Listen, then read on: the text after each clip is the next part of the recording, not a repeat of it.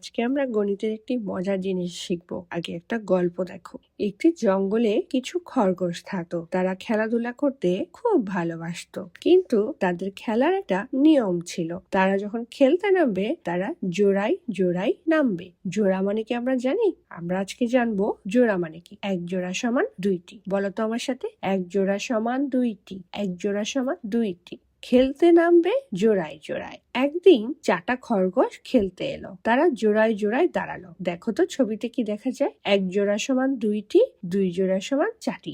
1 2 এক জোড়া, 3 4 দুই জোড়া। তাহলে 4 মানে জোড় সংখ্যা, কারণ সে আর একা রইল না। পরের দিন আরো একটি খরগোশ তাদের সাথে খেলতে এলো। কি চলো তো এখন গুনে দেখি আমরা এখানে কয়টি খরগোশ হলো।